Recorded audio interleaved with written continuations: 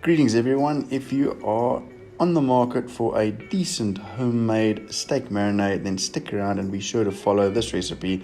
It is packed full of flavor. It is unbelievable. I received this from my wife, who got it from Mom on Timeout. I'll post the link in my website and on my YouTube channel.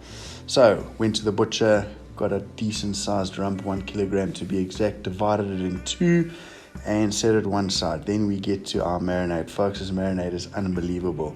It is packed full of ingredients. I will list all the ingredients and the numbers, exactly what needs to go in it, but it's got olive oil, balsamic, low sodium soya.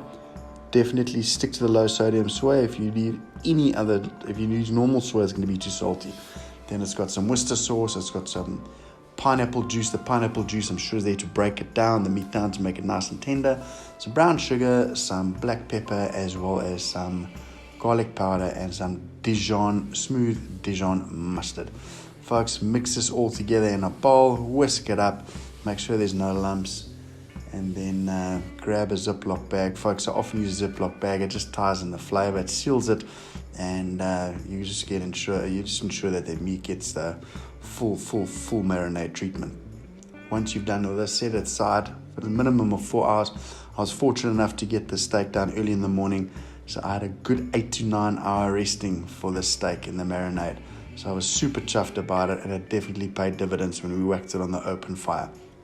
Folks, I used a rump. You can use a ribeye steak, you can use a sirloin, you can use a T-bone. I just haven't had a rump for a long time, so I just thought, let's go ahead, do a rump. Heading over to the fire, folks, I always use my piney wood. It's my go-to wood, and it just lasts longer. It's just great. I've done some really amazing meat on my piney wood. It holds its temperature, and you'll be able to do a bacon and egg on that fire tomorrow morning. Make sure you got an ice cold brewski, and then I use my meat thermometer. It's a big chunk of meat, and I don't want to spoil it. I mean, we've put a lot of effort and time into the marinade, so I want to ensure I get an internal temperature of 57 degrees, that coast to coast medium rare look. So make sure when you're setting it up, you monitor your meat thermometer throughout. You whack it on the fire as low as possible. You want to get that flavor crust going on your steak. And I added in some mushroom skewers, took a bit of the meat marinade, add some flavor to those mushroom skewers, baste them. Don't baste the meat, guys. It's been basting enough for 8-9 hours, so the flavor's already set in there, and always the meat is the hero. Folks, I always like taking a few pictures of my meat, always enough to share and brag with the mates, because everyone's braaiing on a weekend.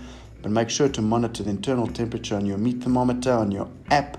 And a key thing here, folks, is I always rest my steak for a minimum of 8 minutes. It just allows the meat to pull back on their juices and retains the moisture.